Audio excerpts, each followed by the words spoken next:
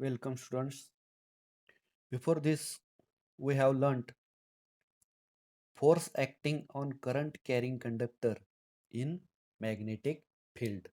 म्हणजेच मॅग्नेटिक फील्डमध्ये एखादा कंडक्टर असेल आणि त्या कंडक्टरमधून जर करंट फ्लो होत असेल तर त्या कंडक्टरवर फोर्स अप्लाय केला जातो. त्याच्यासाठी एक एक्सपेरिमेंट केला आपण आणि त्या एक्सपेरिमेंटमध्ये आपण बघितलं फिगरमध्ये दिसतं आपल्याला इथं एक इलेक्ट्रिक सर्किट आहे. त्यामध्ये बॅटरी वापरलेली आहे. हे बॅटरीचं पॉझिटिव्ह टर्मिनल आणि हे negative terminal. Current flows from positive terminal to the negative terminal. या डायरेक्शननी करंट जाईल आणि इथं आल्यानंतर करंटची डायरेक्शन डाऊनवर्ड डायरेक्शन दाखवलेली आहे.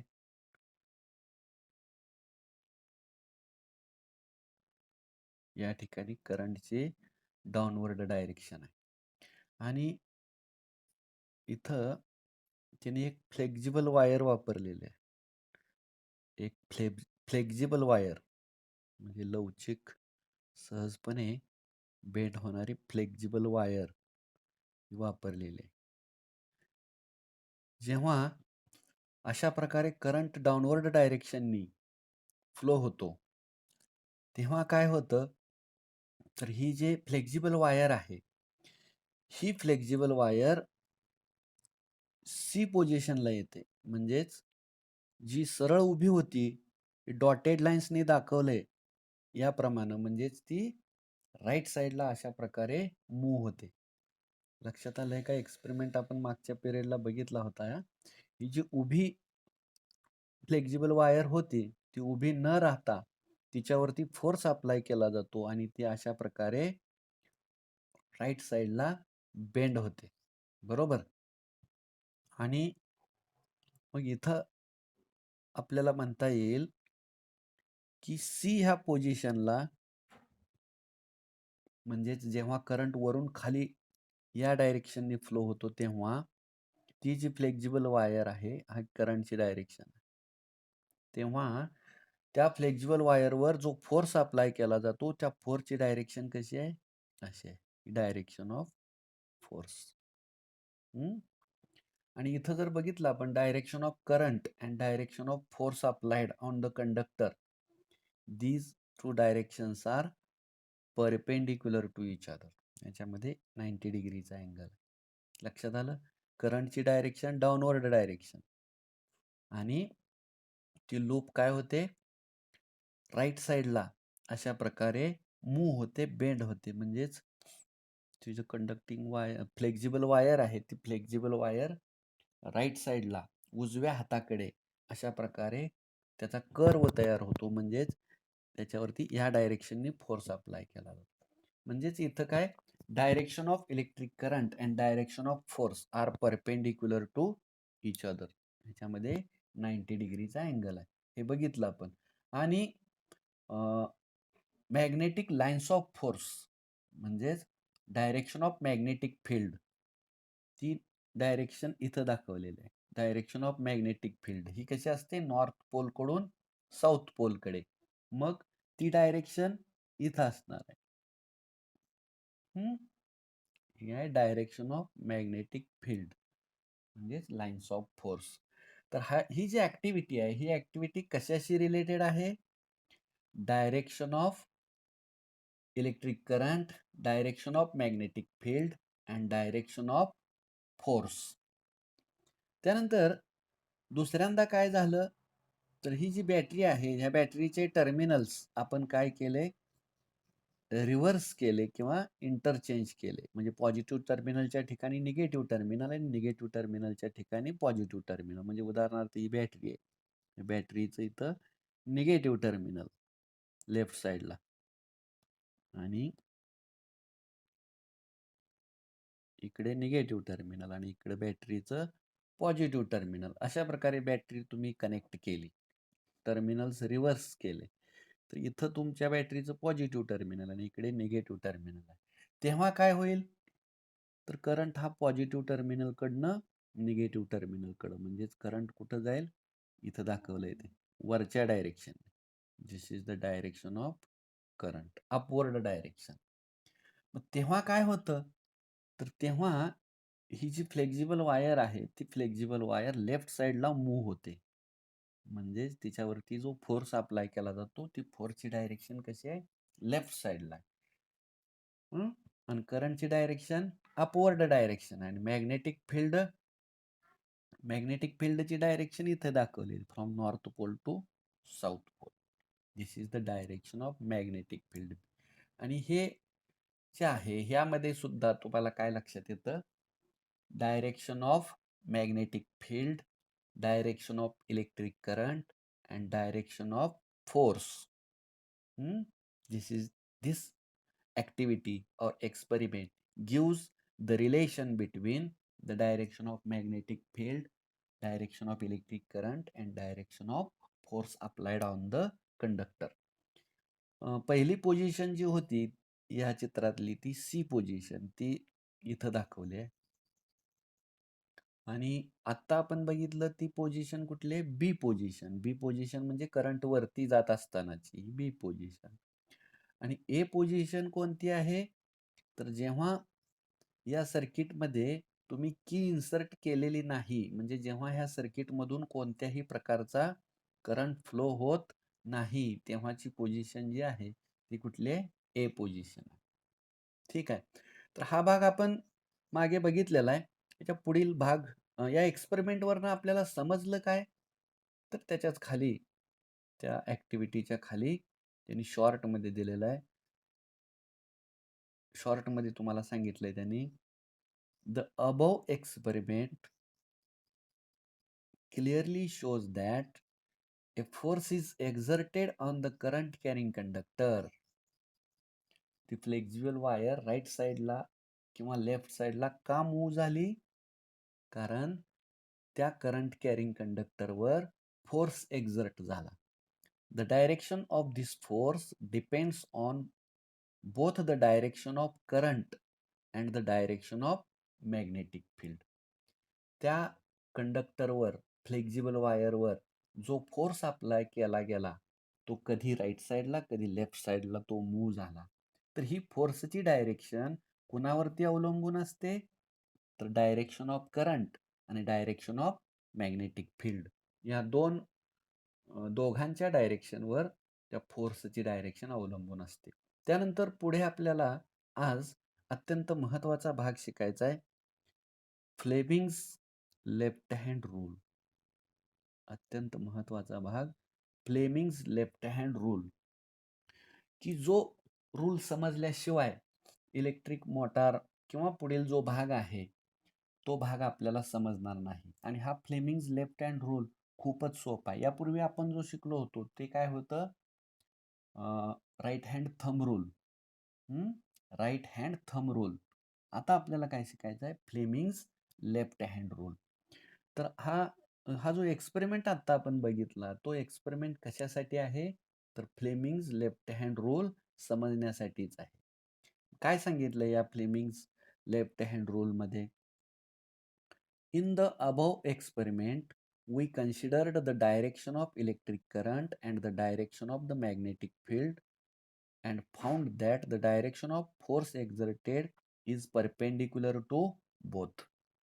म्हणजे वरती जो एक्सपेरिमेंट आपण बघितला त्या एक्सपेरिमेंट वरून काय लक्षात आलं आपल्या, डायरेक्शन ऑफ इलेक्ट्रिक करंट आणि डायरेक्शन ऑफ मॅग्नेटिक फील्ड या दोघांना त्या फोर्सची डायरेक्शन कशी असते, परपेंडिक्युलर. लक्षात आलं. म्हणजे वरती जी ऍक्टिव्हिटी आहे ती तिघांमधलं रिलेशन दाखवते. कोणामधलं, direction of current, direction of magnetic field and direction of force applied on the conductor. ठीक आहे. आणि हे तिघही एकमेकांना परपेंडिक्युलर असतात हेही तुम्हाला सांगितलं होतं. पुढे, there is a simple rule relating these three direction. या ज्या तीन डायरेक्शन्स आहेत या तीन डायरेक्शन संदर्भात एक विशिष्ट असा रूल आहे, त्याच्या ज्या डायरेक्शन्स आहेत, ती फोर्सची डायरेक्शन कोणती असते, फोर्सची डायरेक्शन कशावरून ठरवायची, हे समजण्यासाठी त्याच्यामध्ये एक विशिष्ट प्रकारचा संबंध आहे. This rule is called as Fleming's left hand rule. या रूललाच काय म्हणायचं आहे, फ्लेमिंग्स लेफ्ट हँड रूल. लक्षात येत आहे? म्हणजे फ्लेमिंग्स लेफ्ट हँड रूल कोणाशी संबंधित आहे, तर तिघांच्या डायरेक्शन. तिघ कोण, electric current, direction of electric current, direction of magnetic field and direction of force applied on the conductor. कंडक्टरवर फोर्स अप्लाय झाला म्हणून तर ती फ्लेक्झिबल वायर राईटला किंवा लेफ्टला मूव्ह झाली. येते लक्षात? पुढे तर हा जो रूल आहे, हा फ्लेमिंग्स रूल काय सांगतो, according to this rule the left hand thumb rule, या लेफ्ट हँड थंब रूल नुसार index finger and the middle finger are stretched so as to be perpendicular to each other. Index finger म्हणजे अंगठ्याच्या शेजारचं जे बोट असतं त्याला म्हणायचं आहे index finger. अंगठ्याच्या शेजारचं बोट, लक्षात येत आहे, अंगठ्याच्या शेजारचं बोट त्याला म्हणायचं इंडेक्स फिंगर. आणि हे काय आहे, तर हे आहे मिडल फिंगर, मधले बोट. हे दोघं कशी पाहिजे, परपेंडिक्युलर, म्हणजे ह्या दोघांमध्ये अँगल कितीचा पाहिजे, 90 डिग्रीचा. आणि तिसरं बोट कोणतं आहे, तर हा अंगठा, थंब. तर हे तिघं इंडेक्स फिंगर, मिडल फिंगर आणि थंब हे असे स्ट्रेच करायचे, ताणायचे चित्रामध्ये दाखवल्याप्रमाणे, की त्या प्रत्येक दोघांमध्ये 90 डिग्रीचा अँगल पाहिजे. म्हणजे त्यातली कोणतीही दोन बोट जर तुम्ही धरली तर त्या दोघांमध्ये 90 डिग्रीचा अँगल पाहिजे, अशा प्रकारे चित्रामध्ये दाखवल्याप्रमाणे. बोट लक्षात ठेवा, इंडेक्स फिंगर म्हणजे अंगठ्याच्या शेजारच, मिडल फिंगर आणि वरती आहे तो थंब. यांनी काय सांगितलं तुम्हाला आता, according to this rule, Fleming's left hand rule, the left hand thumb, डाव्या हाताचा अंगठा, index finger and middle finger are stretched so as to be perpendicular to each other. तिघही एकमेकांना परपेंडिक्युलर पाहिजे. आणि पुढं लक्षात घ्या, याच्या पुढं सांगितलं तुम्हाला, if the index finger is in the direction of magnetic field. Index finger कोणाच्या डायरेक्शन मध्ये, मॅग्नेटिक फील्ड, म्हणजेच अंगठ्याच्या शेजारचं बोट हे कोणाच्या डायरेक्शन मध्ये आणायचं तुम्ही, मॅग्नेटिक फील्डच्या. And the middle finger points the direction of current. Middle finger हे करंटच्या डायरेक्शन मध्ये असलं पाहिजे. Then the direction of thumb is in the direction of force applied on the conductor. म्हणजेच या रूल नुसार तुम्हाला कोणाची डायरेक्शन समजणार आहे, the direction of force applied on the conductor. थोडक्यात काय, फ्लेमिंग्स लेफ्ट हँड रूल कशासाठी वापरला जातो, to detect or to determine the direction of force applied on the conductor. त्या कंडक्टरवर कोणत्या डायरेक्शननी फोर्स अप्लाय केला जातो हे माहीत होण्यासाठी फ्लेमिंग्स लेफ्ट हँड रूल वापरला जातो. यासाठी तुम्हाला इतर दोन बोट जी आहेत ती कोणत्या डायरेक्शन मध्ये ठेवायला पाहिजे, त्यांनी काय सांगितलं आता, index finger is in the direction of magnetic field. Magnetic फील्डची डायरेक्शन काय असते, नॉर्थ पोल कडून साऊथ पोल कडे. त्या डायरेक्शननी तुम्ही इंडेक्स फिंगर ठेवायचं. आणि तुमच्या हाताचा जो थंब आहे, अंगठा आहे, तो अंगठा कोणत्या डायरेक्शननी ठेवायचा, अंगठ्या जो आहे तो तर आपल्याला डायरेक्शन सांगणार आहे, कशाची, फोर्सची, बरोबर, ते नाही. दोन गोष्टी, इंडेक्स फिंगर हे मॅग्नेटिक फील्डच्या डायरेक्शन मध्ये ठेवायचं आणि मिडल फिंगर जे आहे ते करंटच्या डायरेक्शनने ठेवायचं. ही दोन बोटे तुम्ही त्या डायरेक्शन मध्ये ठेवायची, एक करंटच्या डायरेक्शनने आणि दुसरं मॅग्नेटिक फील्डच्या डायरेक्शनने. आणि मग अंगठा तुमचा ऑटोमॅटिक ज्या डायरेक्शनला येतो ती डायरेक्शन कोणाची डायरेक्शन दर्शवते? फोर्सची डायरेक्शन दर्शवते. म्हणजेच ह्या दोघांच्या डायरेक्शन तुम्हाला माहीत असतात आणि ह्या कंडक्टरवर जो फोर्स अप्लाय केला जातो तो कोणत्या डायरेक्शनने आहे हे माहीत होण्यासाठी आपल्याला हा फ्लेमिंग्स लेफ्ट हँड रूल वापरायचा आहे. लक्षात आलंय? काय आहे हा रूल? मराठीमध्ये आपल्याला सांगता येईल, जर तुमच्या डाव्या हाताची 3 बोटे, इंडेक्स फिंगर, मिडल फिंगर आणि थंब अशा रीतीने ताणले की ते तिघेही एकमेकांना परपेंडिक्युलर असतील आणि जर इंडेक्स फिंगर हे मॅग्नेटिक फील्डच्या डायरेक्शन मध्ये असेल आणि मिडल फिंगर हे करंटच्या डायरेक्शन मध्ये असेल तर अंगठा हा फोर्सची डायरेक्शन दर्शवितो. त्या कंडक्टरवर कोणत्या डायरेक्शननी फोर्स अप्लाय केला जाईल हे सांगतो. लक्षात आलंय? समजा या पिक्चर मध्ये जर बघितलं आपण तर आपल्या लक्षात येतं, आय म्हणजे करंट, बी म्हणजे मॅग्नेटिक फील्ड ची डायरेक्शन बी बार आणि एफ म्हणजे काय? फोर्स. तर ही जी बोटे दिसतात ती कोणत्या हाताची आहेत? डाव्या हाताची आहेत आणि ती कशी पकडली आहेत? तिघही एकमेकांना परपेंडिक्युलर आहेत, म्हणजे प्रत्येक दोघांमध्ये 90 डिग्रीचा आहे. मग इथं जर फ्लेमिंग्स लेफ्ट हँड रूल आपण वापरायचं ठरवलं तर तो कशासाठी वापरायचा आहे? फ्लेमिंग्स लेफ्ट हँड रूल फोर्सची डायरेक्शन माहीत होण्यासाठी. वरच्या डायरेक्शनने लाल रंगाने दाखवले ना, ती डायरेक्शन आपल्याला माहीत नाही, ती माहीत करायची आहे. त्याच्यासाठी ही जी 2 बोटे आहेत, कोणती? इंडेक्स फिंगर म्हणजे अंगठ्याच्या शेजारचं बोट, ते कोणाच्या डायरेक्शन मध्ये पाहिजे? मॅग्नेटिक फील्डच्या. आणि मिडल फिंगर हिरव्या रंगाने दाखवलेलं ते कोणाच्या डायरेक्शनने पाहिजे? करंटच्या डायरेक्शन. पुन्हा एकदा सांगतो, निळ्या रंगाने दाखवलेलं इंडेक्स फिंगर मॅग्नेटिक फील्डच्या डायरेक्शन मध्ये आणि हिरव्या रंगाने दाखवलेलं जे डायरेक्शन आहे ती मिडल फिंगरची म्हणजे करंटची डायरेक्शन आहे. जर तुम्ही अशी 2 बोटे ठेवली, इंडेक्स फिंगर आणि मिडल फिंगर, करंट आणि मॅग्नेटिक फील्डच्या डायरेक्शन मध्ये, तर तुमचा अंगठा ज्या डायरेक्शनला जातो ती डायरेक्शन म्हणजे काय आहे? त्या कंडक्टरवर अप्लाय केलेल्या फोर्सची डायरेक्शन आणि ती कोणती आहे? अपवर्ड डायरेक्शन आहे. ठीक आहे? समजा आपण या दुसऱ्या पिक्चर मध्ये बघितलं तर इथं नॉर्थ पोल आणि साऊथ पोल दिसतात आपल्याला, म्हणजेच मॅग्नेटिक फील्डची डायरेक्शन नॉर्थ पोल कडून साऊथ पोल कडे असते. मग इंडेक्स फिंगर बघा अंगठ्याच्या शेजारचं, अंगठ्याच्या शेजारचं बोट कोणत्या डायरेक्शनने आहे? तर ते दाखवलंय निळ्या रंगाने, from left to right. Index finger कोणत्या डायरेक्शनने आहे? Left to right. Middle finger कोणत्या डायरेक्शनने आहे? तर ते समोरून तुमच्याकडे येत आहे. सगळ्यात खाली आहे मिडल फिंगर, समोरून तुमच्याकडे, म्हणजेच ती कोणाची डायरेक्शन आहे? करंटची. तुम्हाला ह्या 2 डायरेक्शन माहीत आहेत. कोणाच्या? मॅग्नेटिक फील्डची आणि करंटची डायरेक्शन माहिती आहे. पुन्हा एकदा, मॅग्नेटिक फील्डची डायरेक्शन इंडेक्स फिंगर लेफ्ट कडून राईट कडे, नॉर्थ पोल कडून साऊथ कडे. आणि सगळ्यात खाली जे बोट आहे मिडल फिंगर त्याची डायरेक्शन, तुम्ही आता समोर बसलाय तुमच्या मोबाईल कडून तुमच्याकडे, डोळ्याकडे, बरोबर, समोरून तुमच्याकडे.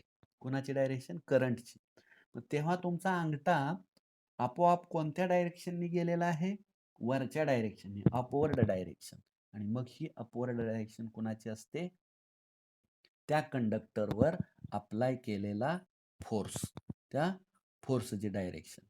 लक्षात आलंय? ठीक आहे. या चित्रामध्ये जर आपण बघितलं तर ते आपल्या लक्षात येतं, करंटची डायरेक्शन, करंट बघा मिडल फिंगर कुठं आहे? समोरून तुमच्या डायरेक्शनली आहे, समोरून तुमच्याकडे, डोळ्याकडे तुमच्या करंटची डायरेक्शन आहे, बरोबर, मिडल फिंगर. आणि मॅग्नेटिक फील्डची डायरेक्शन कुठं आहे? खालून वरती आहे, बरोबर. मग ह्या 2 डायरेक्शन वरून तुम्ही त्या कंडक्टरवर, कोणत्या कंडक्टरवर? तर ज्या कंडक्टर मधून करंट फ्लो होतो तो कंडक्टर कुणीकडे मूव्ह होईल, त्याच्यावर कोणत्या डायरेक्शननी फोर्स अप्लाय केला जाईल हे तुम्ही माहीत करू शकता. तर अंगठा कोणीकडच्या डायरेक्शनला आहे? From right to left. म्हणजेच the direction of force applied on the conductor is indicated by the thumb.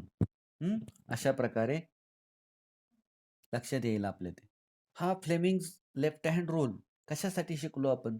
तर याच्या पुढे अत्यंत महत्त्वाचा भाग इलेक्ट्रिक मोटार, त्याचं कन्स्ट्रक्शन कसं असतं ते आपल्याला शिकायचं आहे.